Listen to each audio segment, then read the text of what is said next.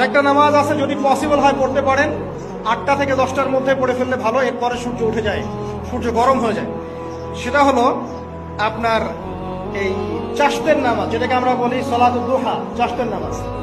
আমরা অনেকে রিজিকের সমস্যায় ভুগি না, দারিদ্রতা, রিজিকের সমস্যা, আমাদের অভাব, এই সমস্যা আছে না?